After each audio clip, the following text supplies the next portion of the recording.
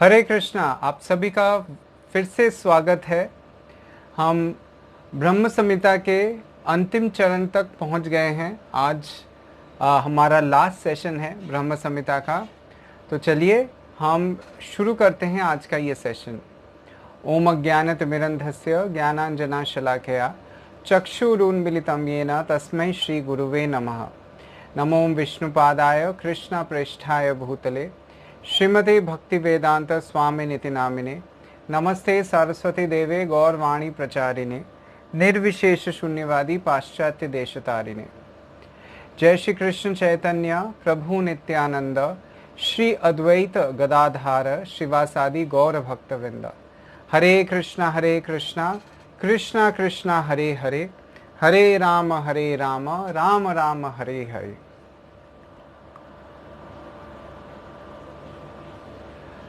Verse number 54। यस्तु इंद्र गोपम अथवेन्द्रम अहो स्वकर्मा बंधानुरूप फल भाजन मातनोति कर्माणि निर्दहति किंतु च भक्ति भाजाम गोविंदमादि पुरुषम तमहम भजामि। Translation. I adore the primeval Lord Govinda, who burns up to their roots all fruitive activities of those who are imbued with devotion and impartially ordains for each the due enjoyment of the fruits of one's activities.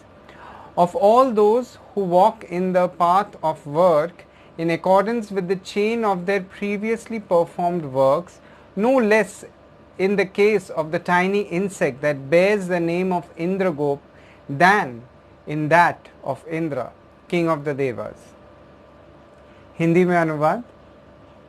चाहे वह इंद्रगोप नाम का क्षुद्र कीट हो या देवताओं के राजा इंद्र हो, कर्म मार्ग में विचरण करने वाले जीवों के लिए जो पक्षपात रहित होकर उनके अपने अपने कर्म बंधन के अनुरूप फल को प्रदान करते हैं, परंतु आश्चर्य का विषय यही है कि भक्तिमान जनों के कर्मों को संपूर्ण रूप से समूल ही दग्ध करते हैं।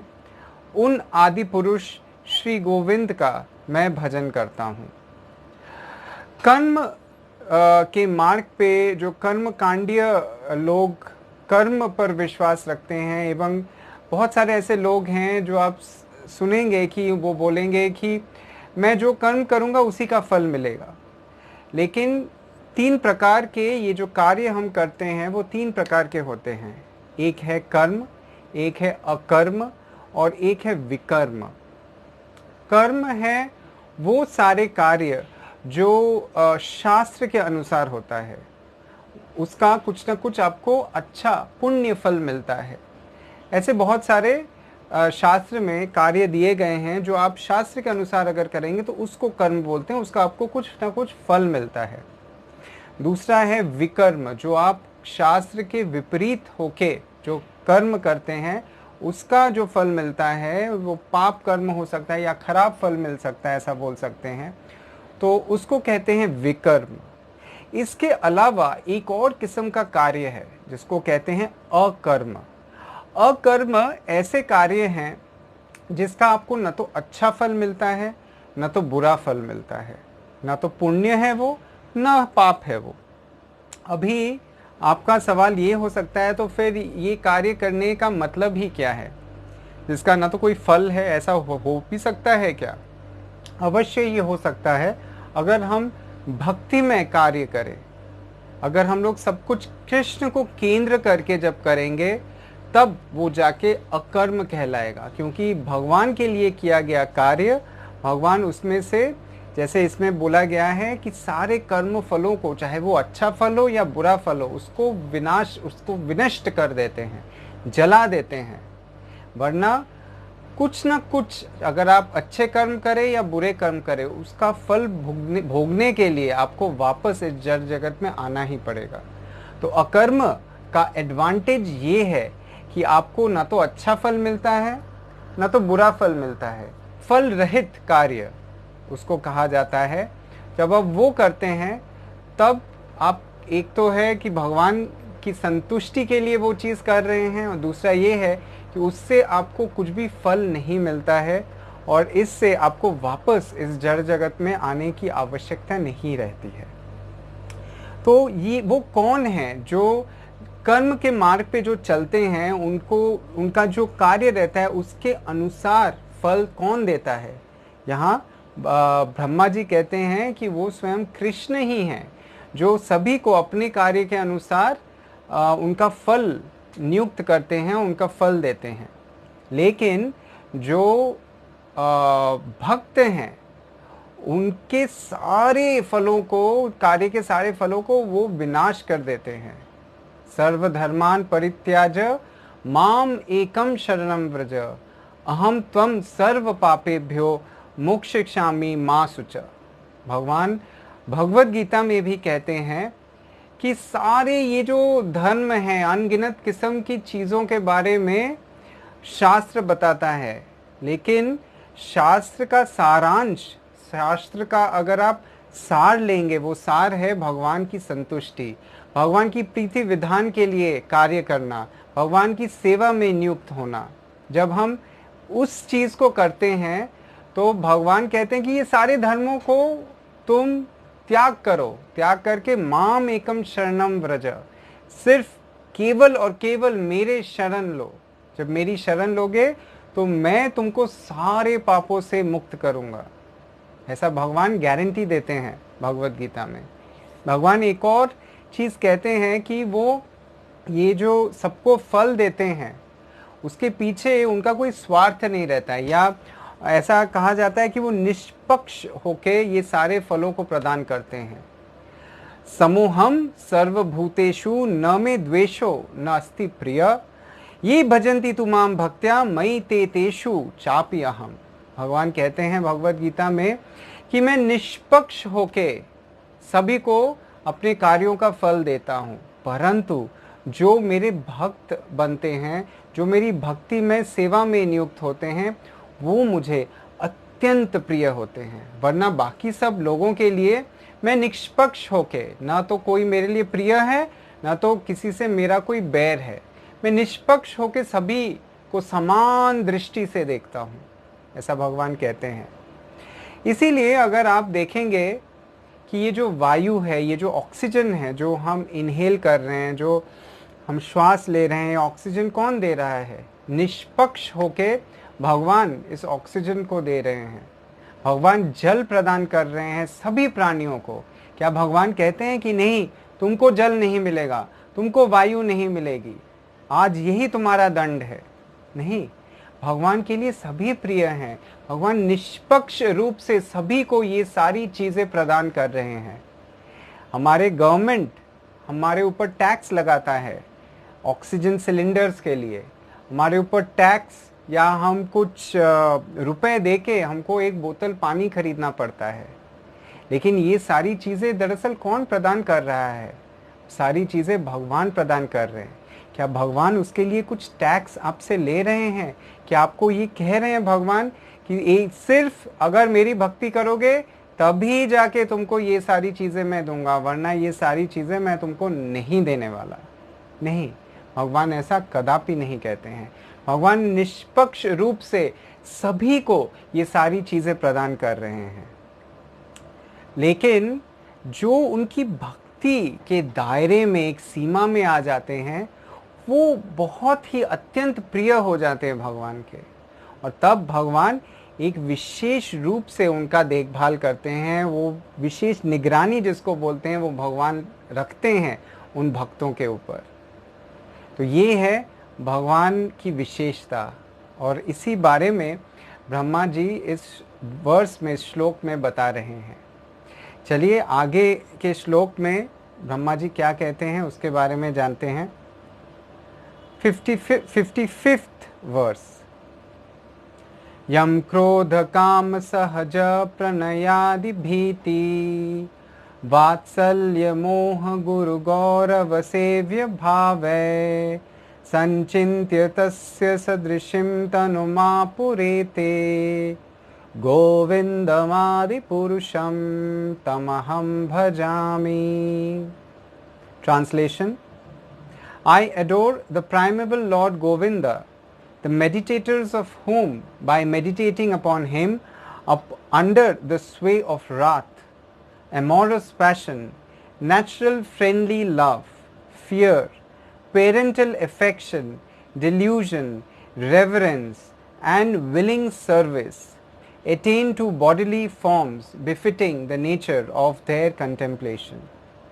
हिंदी में अनुवाद: काम, क्रोध, सख्य रूप, सहज प्रणय, भय, वात्सल्य, मोह, गुरु गौरव और सेव्य भाव द्वारा जिनका चिंतन करते हुए अनुशीलन करने वाले अपनी अपनी भावना के अनुरूप रूप गुण के तारतम्य से तुल्य देह को प्राप्त करते हैं, उन आदि पुरुष गोविंद का मैं भजन करता हूँ. इस वर्स में, इस श्लोक में ब्रह्मा जी कह रहे हैं विभिन्न भावों के बारे में जिसके द्वारा लोग भगवान की मनन या चिंतन करते हैं. इसको विभिन्न रसों में विभाजित किया गया है. विभिन्न प्रकार के रसों के द्वारा भगवान की आराधना या भगवान के बारे में हम चिंतन या मनन कर सकते हैं.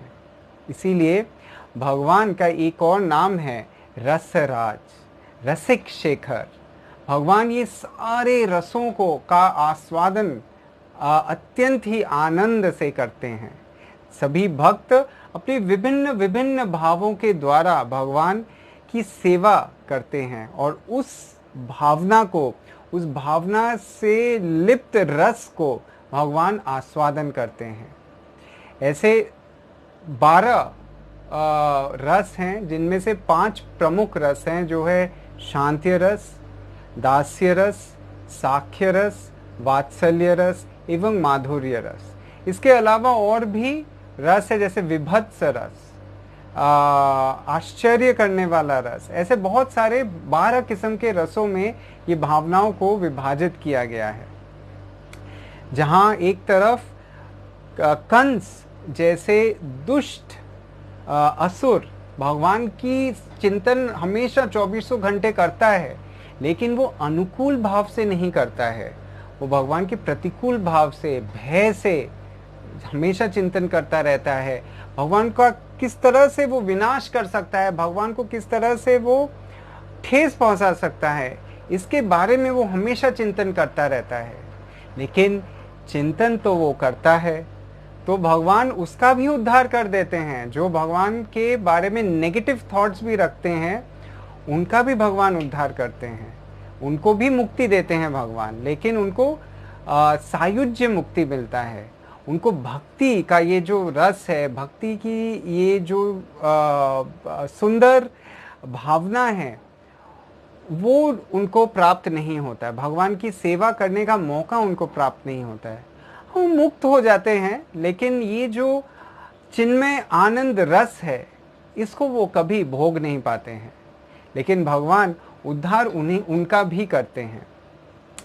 ये यथा माम प्रपद्यन्ते ताम तथैव भजामि अहम्, मम वर्तमान अनुवर्तन्ते मनुष्य भाव मनुष्य पार्थ सर्वसा. भगवान भगवत गीता में इसके बारे में कहते हैं कि जो जैसे मेरे शरण में आता है, मेरी शरणागति लेता है, उसी प्रकार से मैं उनका रेसिप्रोकेट करता हूँ उनके साथ ये जो प्रेम का आदान प्रदान है, जितना ज़्यादा आप भगवान के प्रति शरणागत होंगे, उतना ही ज़्यादा भगवान आपके साथ रेसिप्रोकेट करेंगे. ये जो प्रेम की भावना है, ये एक तरफा नहीं होता है. ये भावना जो है, ये दोनों तरफ की भावना है. एवं आप अगर एक कदम लेंगे भगवान की तरफ, भगवान 10 कदम लेंगे आपकी ओर. भगवान भी आपसे प्रेम करते हैं और हम भी भगवान से प्रेम करते हैं, लेकिन माया के ग्रस्त होके हम भूल गए हैं कि हमारी ये जो विशेष रिलेशनशिप है, ये जो विशेष भावना है जो हम भगवान के प्रति रखते हैं, उसके बारे में हम भूल गए हैं। तो हमें चाहिए कि हम उसको पुनः स्थापित करें सेवा के द्वारा, नाम जप के द्वारा, चिंतन मनन एवं श्रवण के द्वारा। और इन्हीं सारी भावनाओं, विभिन्न भावनाओं के द्वारा जैसे जैसे व्यक्ति भगवान की चिंतन और मनन करते हैं, भगवान उसी रूप में उनके साथ आदान प्रदान करते हैं। और इसी के बारे में यहाँ ब्रह्मा जी कह रहे हैं कि ये जो विभिन्न रस हैं, जैसे आपका भय, वात्सल्य, मोह, साख्य रूप, क्रोध, विभिन्न रस से परिपूर्ण, विभिन्न भावनाओं के परिपूर्ण आप जब भगवान के बारे में चिंतन और मनन करते हैं, उस भावना के अनुरूप भगवान आपके साथ आदान प्रदान भी करते हैं। अगला श्लोक हमारा, ये जो प्रेयर्स हैं ब्रह्मा जी के, ये जो प्रार्थनाएं हैं भगवान ब्रह्मा जी जो कर रहे हैं भगवान के प्रति, उसका अंतिम श्लोक है ये 56th वर्स। तो चलिए देखते हैं। यहाँ ब्रह्मा जी एक सॉर्ट ऑफ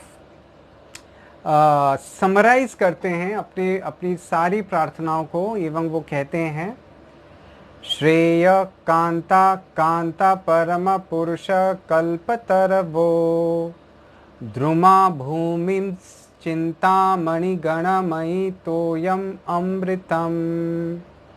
द्रुमा भूमिश्चिंतामणि गणमयि तोयम अमृतम। कथा गानम नाट्यम गमनम अपि वंशी प्रिय सखी। चिद आनंदम ज्योति परमपि तद आस्वादयम अपि च। स यत्र क्षीराब्धि स्रवति सुरभिभ्यश्च सुमहान्। निमेषार्ध्याख्यो वा व्रजति नहि यत्रापि समय। भजे श्वेतद्वीपं तम अहम इह गोलोकमितियम्। विदन्तस्ते संत क्षितिविरल चारा कतिपये। इंग्लिश में ट्रांसलेशन ये थोड़ा सा लंबा श्लोक है, तो चलिए देखते हैं इंग्लिश में इसका ट्रांसलेशन क्या है।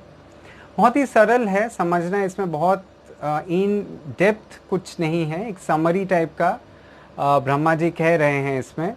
आई worship that transcendental seat known as Shvetadweep, where as loving consorts the Lakshmis in their unalloyed spiritual essence practice the amorous service of the Supreme Lord Krishna as their only lover, where every tree is a transcendental purpose tree, where the soil is the purpose gem, all water is nectar, every word is a song, every gate is a dance.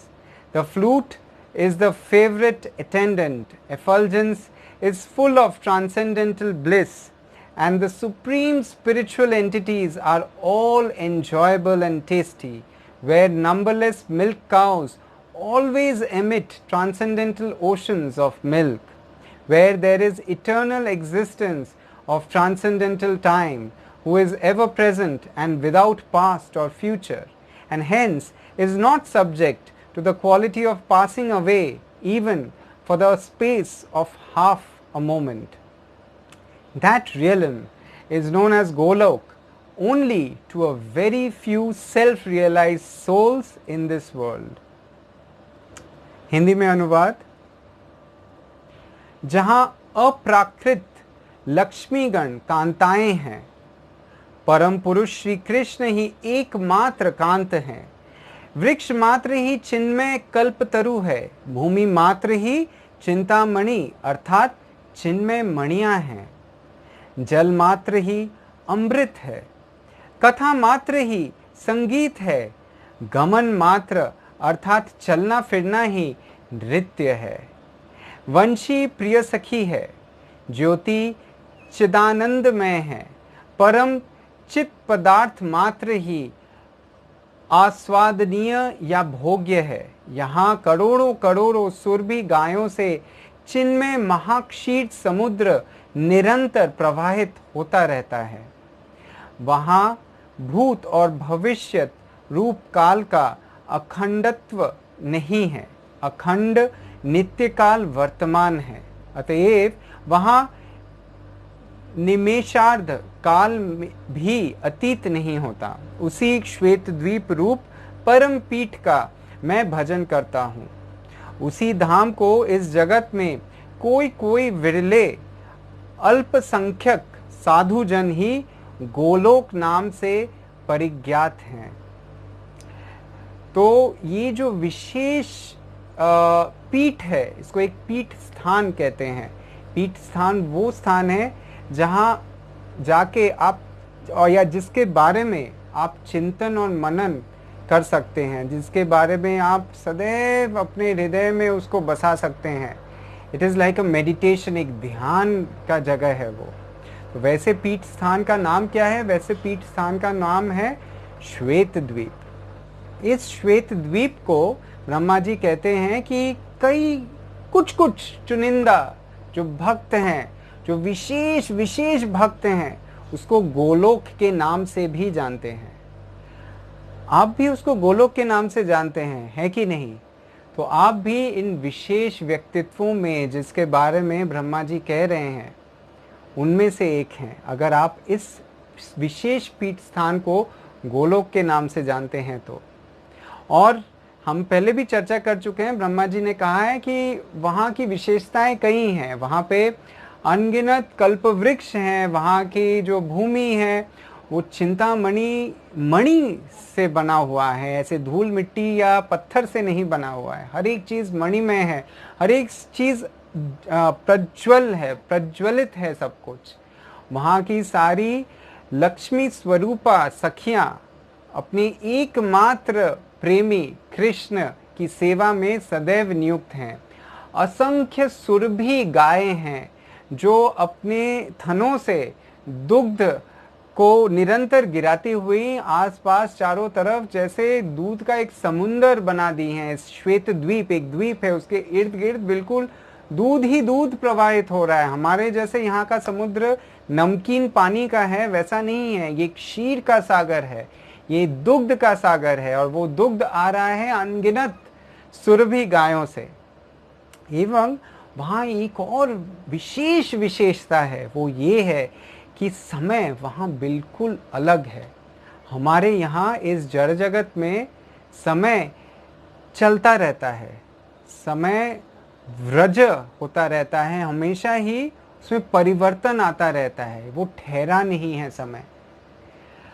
इस जड़ जगत में वर्तमान बोल के कुछ नहीं है। अगर आप बहुत ध्यानपूर्वक इसके बारे में सोचे तो वर्तमान का वह भी आप जैसे बोलेंगे मतलब वो पास्ट टेंस हो गया है, क्योंकि समय चल रहा है। हर एक सेकंड, हर एक मिली सेकेंड जैसे चल रहा है आगे आगे। आप जब तक वर्तमान बोल के ख़त्म करेंगे तब तक वो चीज़ पास्ट हो चुका है। अभी एक सेकंड पहले की जो बात है वो भूतकाल हो चुका है, वो पास्ट हो चुका है, और आगे जो है वो फ्यूचर है। और हम लोग सोच रहे हैं हम वर्तमान में जी रहे हैं, लेकिन हम वर्तमान में जी नहीं रहे हैं। इस जड़ जगत में हम भी समय के साथ परिवर्तित हो रहे हैं, हम समय के साथ चल रहे हैं भूत से भविष्य की तरफ। वर्तमान केवल एक ही जगह है, वो है इस विशेष स्थान में जहाँ जिसको श्वेत द्वीप या गोलोक वृंदावन भी कहा जाता है। वहाँ समय ठहरा हुआ है, वहाँ समय चलता नहीं है, वहाँ सभी कुछ वर्तमान है। ना तो वहाँ पे कुछ भूत है, ना तो वहाँ पे कुछ भविष्य है। ये समझ पाना थोड़ा सा मुश्किल है, क्योंकि हम इस जड़ जगत में इन जो 3 गुणों हैं उनके प्रभाव में आके जर्जरित हो गए हैं, और समय के इस चिदानंद रूप को, जो सत रूप है समय का, जो वर्तमान है, जो हमेशा ठहरा हुआ है, उसको समझना हमारे लिए मुमकिन नहीं है। इस वजह से गोलोक वृंदावन में क्योंकि समय चलता नहीं है, इसलिए कोई बुढ़ापा या मृत्यु नहीं होती है। वहाँ पे सभी कुछ प्रेजेंट है। Everything is a gift, that is why it is called present. इसलिए सभी कुछ वर्तमान है वहाँ पे ना तो कुछ भूत है ना तो कुछ भविष्य है, और हर समय आपके सामने सुंदर मनोरम त्रिभंगी श्याम रूपी श्री कृष्ण गोविंद मौजूद रहेंगे अपनी नित्य लीला एवं परिकरों के साथ। ऐसा है गोलोक वृंदावन, जिसके बारे में इस श्लोक में ब्रह्मा जी कह रहे हैं।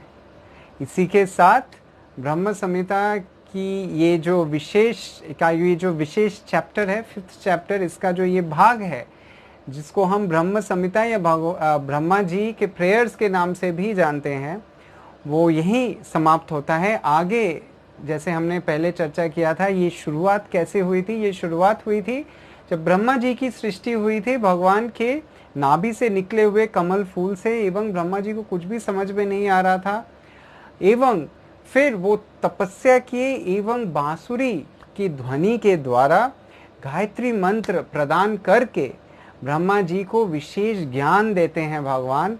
एवं उसके पश्चात ब्रह्मा जी क्या करते हैं? इन सारे प्रेयर्स को भगवान की स्तुति करते हैं, इन सारे प्रार्थनाओं से, इन सारे विशेष श्लोकों के द्वारा। एवं इसके पश्चात क्या होता है? इसके पश्चात बहुत संक्षिप्त में आप सभी को मैं बता देता हूँ। इसके पश्चात भगवान क्या कहते हैं? भगवान कहते हैं, हे ब्रह्मा, मैं बहुत संतुष्ट हूँ, अभी तुम आए हो, तुम्हारी सृष्टि हुई है, तुमको समझ में आ गया है तुम्हारी सृष्टि किस लिए हुई है, तो मैं तुमको 5 विशेष ज्ञान देता हूँ, पंचरात्रिक ज्ञान देता हूँ, जिसके द्वारा तुम इस पूरी सृष्टि की रचना कर पाओगे। इसी के साथ ब्रह्म संहिता के इन सारे विशेष सेशंस का आज अंतिम दिवस था। अगले सेशन में हम कुछ और नई चीज़ चर्चा करेंगे जो हमारे भक्ति के जीवन पे हमको आगे और अग्रसर होने में सहायक साबित होगा। हरे कृष्णा कृष्णा कृष्णा हरे हरे, हरे राम राम राम हरे हरे।